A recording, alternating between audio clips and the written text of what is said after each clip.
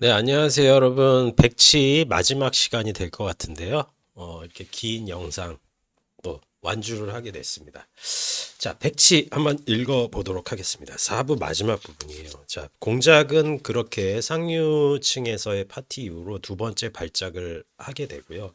결과적으로 이 중간에 아글라야와 나스타샤 필리포프나 그리고 로고진, 무이시킨 이 네 명이 만나게 되죠.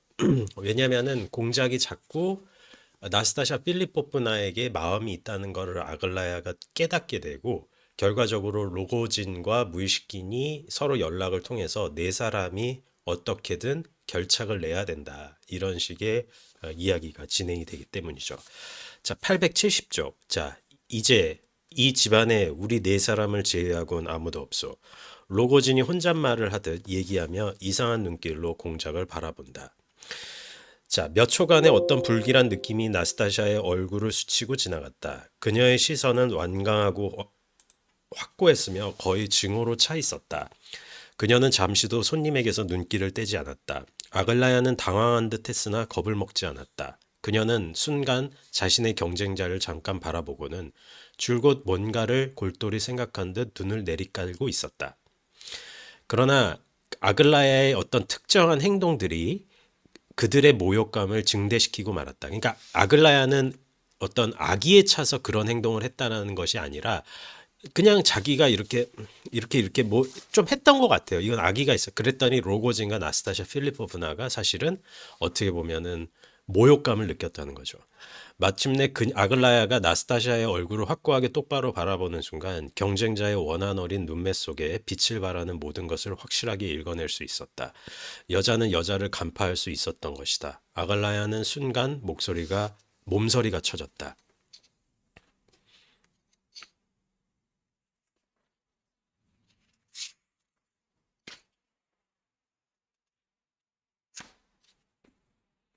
공작은 아글라야 대사예요. 공작은 내게 이렇게 얘기했어요. 나스타샤 당신은 자신의 수치를 사양하고 자기가 창피를 당하며 끊임없이 모욕에 시달리고 있다는 삐뚤어진 생각밖에 사랑할 줄밖에 모른다고요. 그러나 당신에 관한 기억이 떠오를 때마다 공작은 자신의 심장이 영원히 찔린 듯한 아픔이 느껴지며 당신을 동정하게 된다라는 거예요. 그러니까 나는 이게 굉장히 긁힌다라는 얘기예요. 무슨 얘기인지 아시겠죠? 나도 공작을 사랑하는데 어떻게 보면은 그 공작 자체가 가지고 있는 그런 그 당신에 대한 연민과 당신에 대한 동정이 굉장히 나를 불편하게 한다. 이런 이야기가 되겠죠.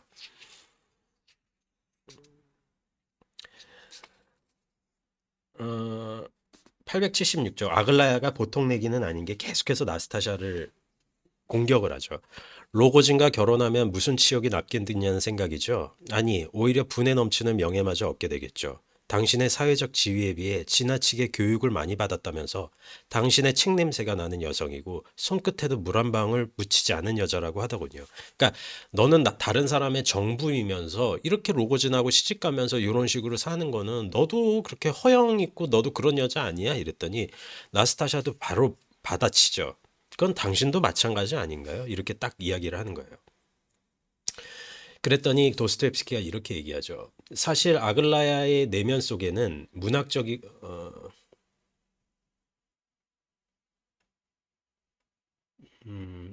요거는 아니고요.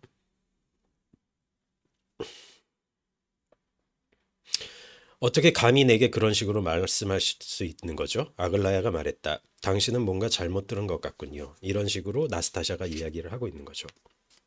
자, 이 모든 과정 끝에 결과적으로 아글라야는 공작과의 사랑을 어떻게 보면은 조금 포기를 하게 돼요. 그리고 공작이 어떤 선택을 하게 되냐면은 나스타샤 필리포프나와 결혼을 하겠다라는 생각을 하게 돼요. 그리고 나스타샤 필리포프나도 공작과 결혼을 하려고 해요. 그러니까 여기서 중요한 거는 다른 사람에 대한 신경전이 내가 가지고 있는 선택을 계속해서 밀어붙인 사태가 발생을 한 거거든요.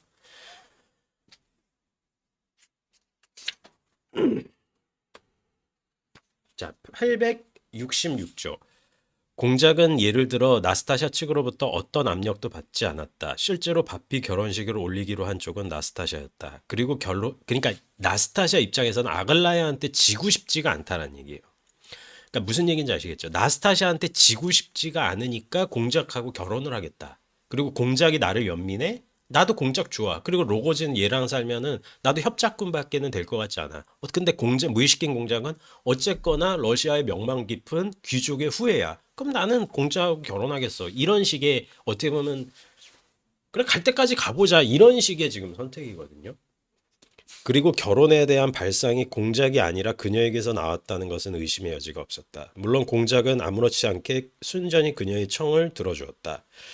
사실들을 일일이 언급한다는 것은 우리를 혼란스럽게 하기 때문에 몇 가지 예만 들려주면은 2주 동안 공작은 나스타샤와 함께 시간을 보냈다라는 거예요. 무도회장도 가고 그녀를 에스코트했다는 거예요. 자, 그러다가 어떤 일이 벌어지느냐. 공작과 결혼식 날이 있다는 거죠. 그러니까 공작과 결혼식이 있는 날이에요. 그러면은 이폴리트가 공작에게 어떤 이야기를 하느냐. 이폴리트가 많이 착해졌는데 이폴리트가 이렇게 얘기합니다. 사랑에는 사랑이고 눈에는 눈이고 뭐에는 뭐다처럼 당신은 이미 이폴리트 대사예요. 로고진에게서 나스타샤를 빼앗아 갔어요. 지금은 아글라야가 당신의 여자가 아니라 해도 로고진은 보복을 하기 위해 아글라야를 죽일 겁니다. 왜냐면은 공장 네가 나스타샤인 내 여자를 뺏어 갔으니까 나도 네 여자인 아글라야를 뺏어 가겠다는 거죠. 당신 여자가 아니라 해도 로고진은 보복을 하기 위해 아글라야를 죽일 겁니다. 그렇게 되면 당신은 괴로워할 게 아닙니까? 공작은 이 얘기를 듣자 제정신이 아니라고 이야기를 했죠. 그리고 로고진을 조심하라고 하는 이유가 뭐냐면은 자기 것을 절대로 양보하지 않는 사람이라고 이폴리트가 얘기하고 그는 우리와 달라요. 자기가 원한다면 눈 하나 까딱하지 않고 일을 저지른다는 얘기예요.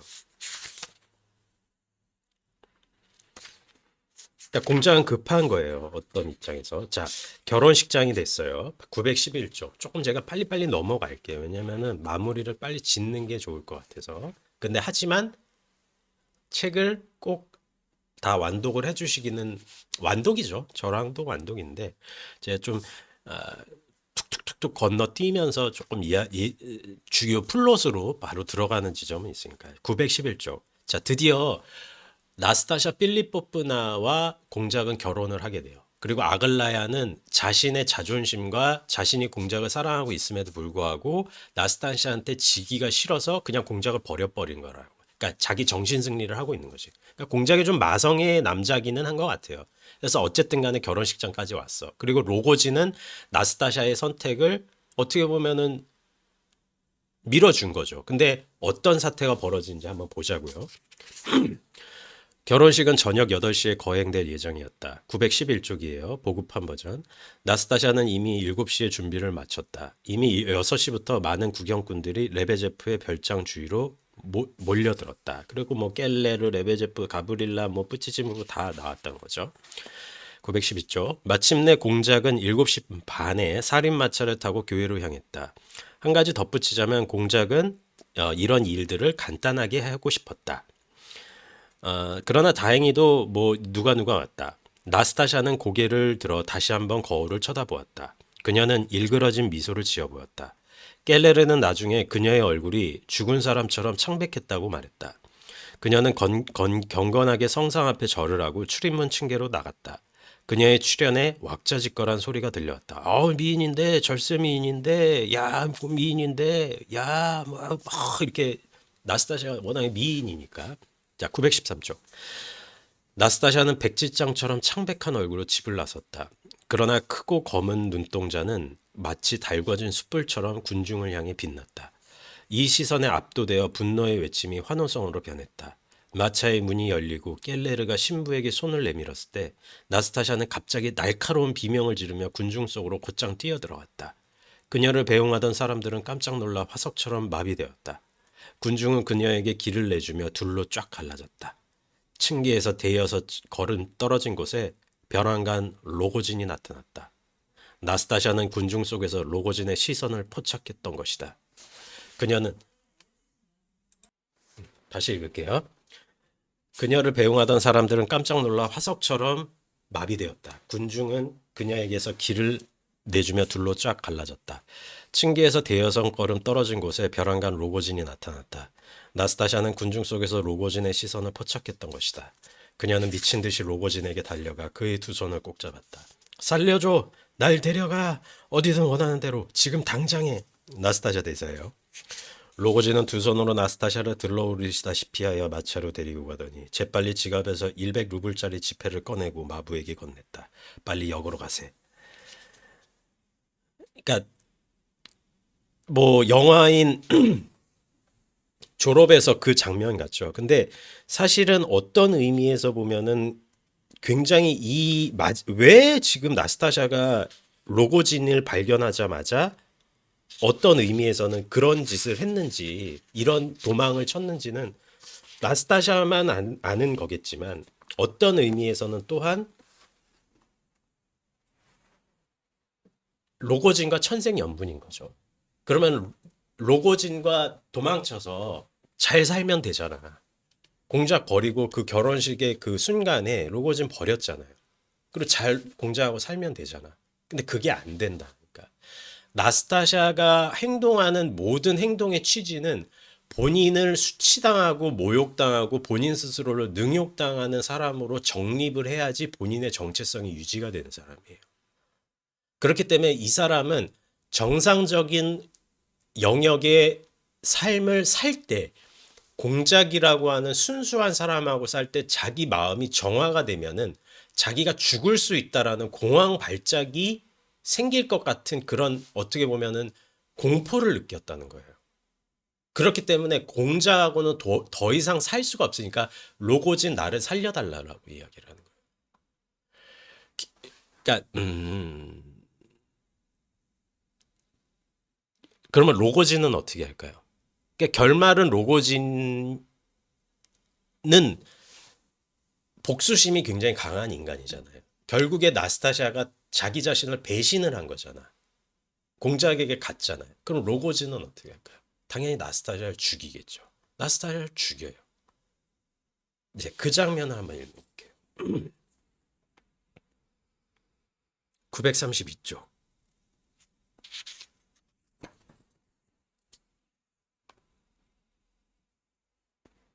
931쪽. 로고진, 나스타샤는 대체 어디 있나? 저기 있네. 자고 있나? 그럼 들어가 보세. 그런데 딱 한 가지. 자네는. 아니야, 아니야. 어서 들어가자고.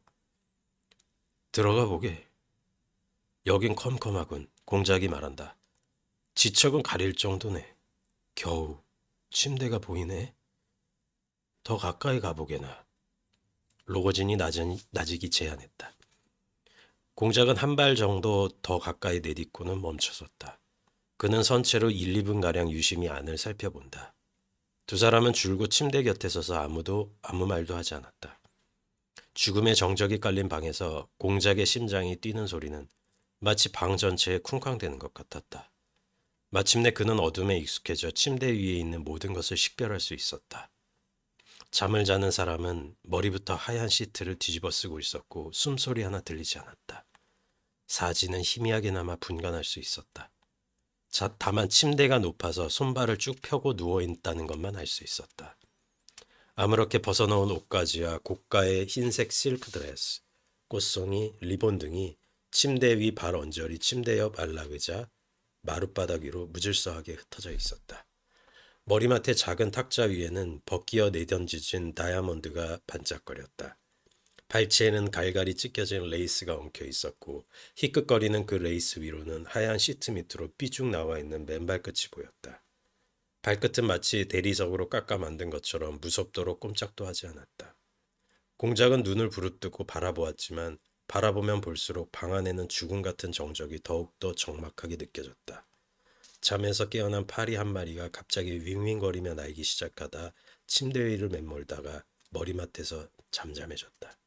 나가세. 로고진이 공작의 손을 건드렸다. 미시킨, 자네 지금 떨고 있다는 걸 아네. 모스크바에서는 어떤가 발작을 하려는 것 같기도 하고. 공작은 로고진의 말에 귀 기울이며 의혹의 눈길을 보냈다. 자네가 한 짓이지. 공작이 말했다. 내가 그랬네. 로고진이 말하며 눈을 내리깔았다. 5분가량의 침묵이 흘렀다. 그러니까 로고진이 말한다. 그러니까 만약 자네가 지금 발병하여 즉 발작을 일으키거나 비명을 지른다면 누가 듣고 이 방에 낯선 사람이 밤을 지낼 거라 추측하고 있을 걸세.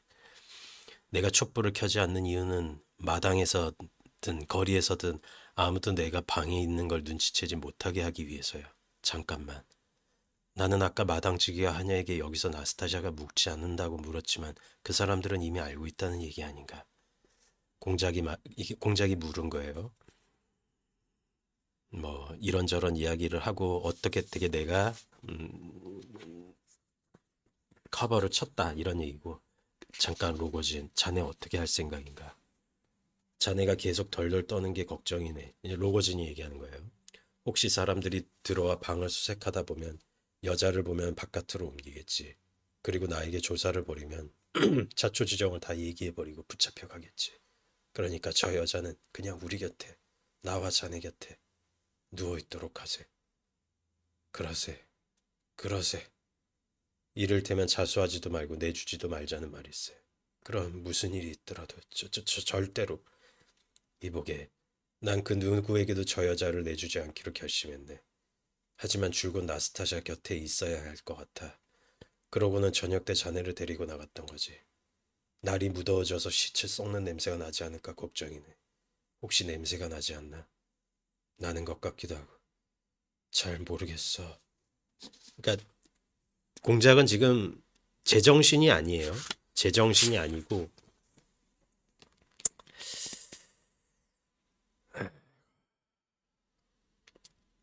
조금 그로테스크하기도 하네요. 음.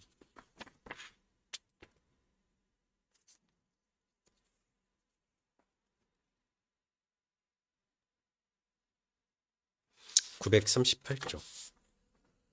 로거지는 간간히 그러다가는 돌연히 두서없는 내용의 말을 날카롭게 소리내어 중얼대기도 했다.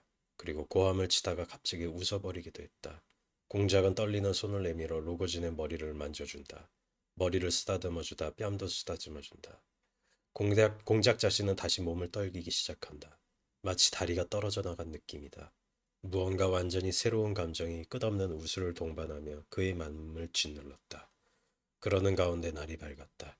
마침내 공작은 무기력과 절망의 나락에 빠져버린 듯 쿠션 위에 누워 자기의 얼굴을 창백하게 굳어버린 로고진의 얼굴에 갖다 댄다. 공작의 눈에서 흘러나온 눈물이 로고진의 뒷밤위로 흐른다.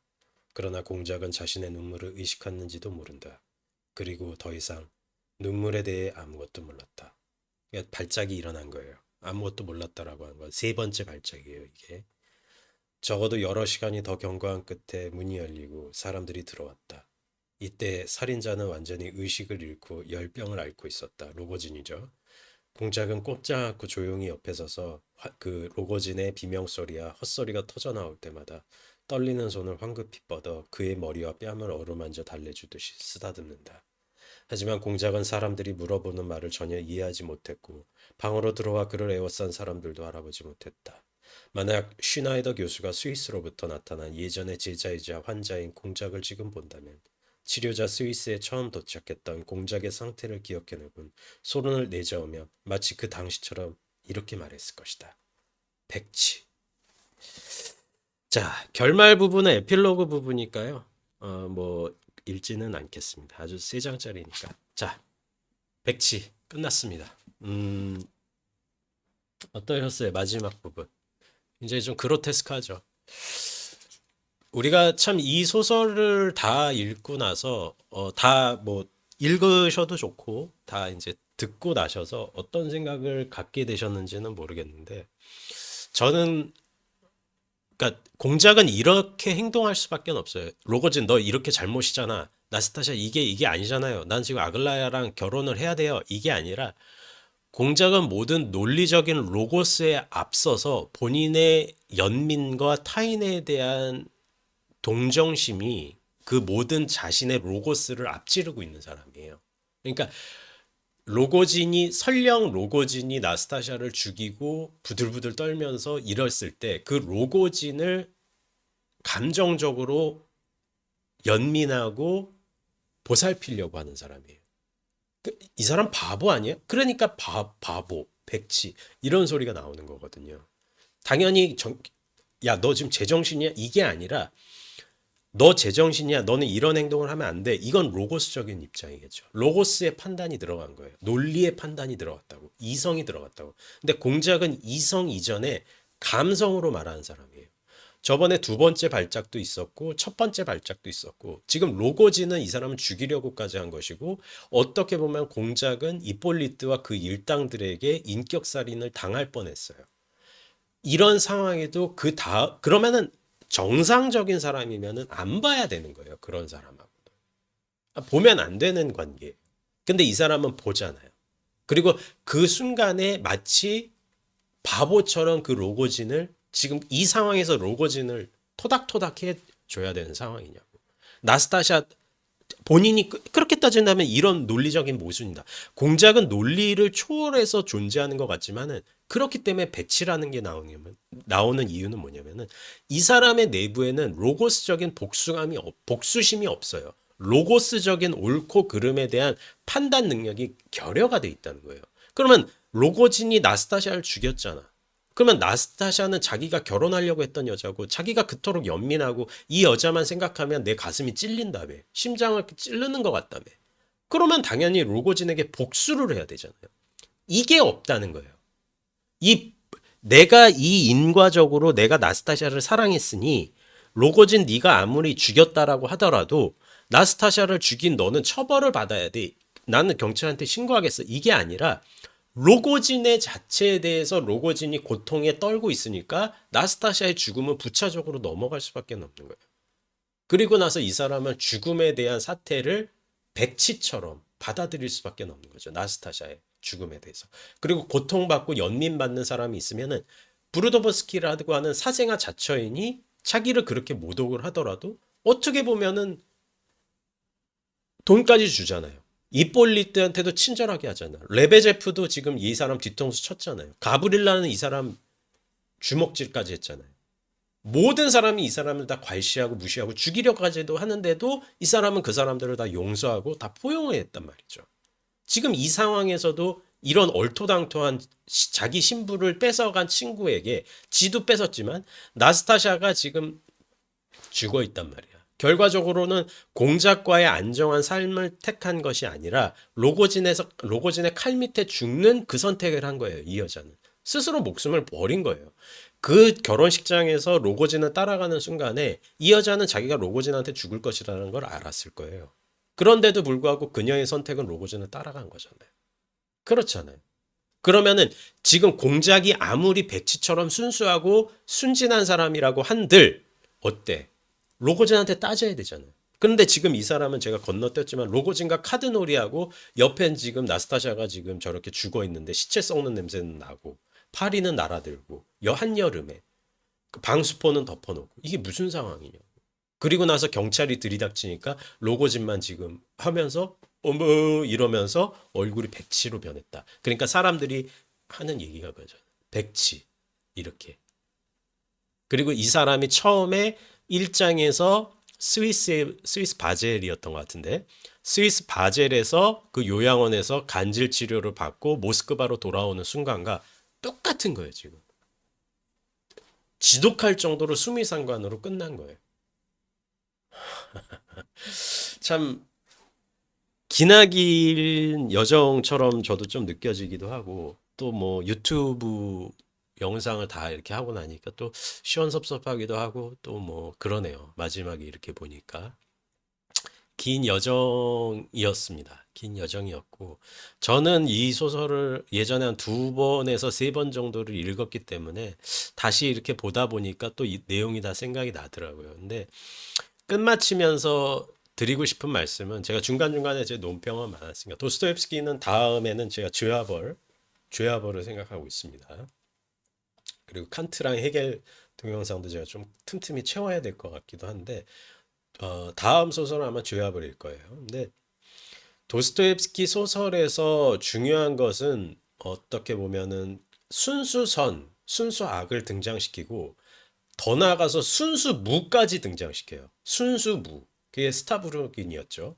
요번엔 순수선이었어요. 순수악은 뭐 많죠. 여기 이 사람 소설에는. 근데 순수자가 들어가면은 도스토옙스키 소설에서는 문제가 좀 많아요. 순수악은 진짜 준 사이코패스나 뭐 거의 소시오패스나 이 정도 수준의 일을 아무렇지도 않게 저지르는 사람들이 많이 나오고 어떻게 보면은 라스콜리니코프나 스타브로긴이나 이폴리트 로고즈는 순수 악이겠죠. 근데 순수 선도 그에 못지않게 문제를 많이 일으켜요. 도스토옙스키 소설에서. 왜냐면은 순수하다라는 것은 결과적으로 본인만 안다라는 얘기든. 본인의 논리가 가장 선하다라는 본인 내면만 깨끗하면 된다. 본인의 내면만 어떤 선함으로 작용하면 된다. 이런 게 끼기 때문에 그게 속세 사회로 끼어들었을 때는 사실은 문제가 생겨요. 그러니까 네. 뭐 그게 어떻게 보면 무의식인 공작이었다. 그녀의 죽음에도 그가 즉각적으로 연민할 수 있는 로고진을 동정하는 백치. 본인이 어떤 수치를 당하더라도 그 사람이 고통을 받으면 도움을 주고 연민을 하는 백치. 아무런 삶도 어떻게 보면은 삶의 거대한 로고스가 아니라 삶을 거대한 연민으로 보는 이런 백치가 있을 때 그런 백치 공작이 있다면 어땠을까라는 물음으로 시작을 한 하나의 작품이었습니다. 재밌게 읽어주셨으면 감사하고 또 계속해서 좋은 글들, 좋은 철학책들 같이 읽어보는 시간 가질 거니까요. 음, 구독과 좋아요도 부탁드립니다. 그리고 다음에는 소설은 죄와 벌을 읽도록 하겠습니다. 네, 백치 긴 영상 지금까지 따라오 주신 분들 너무 감사드리고요. 백치 여기까지 해서 마치겠습니다. 네, 감사합니다.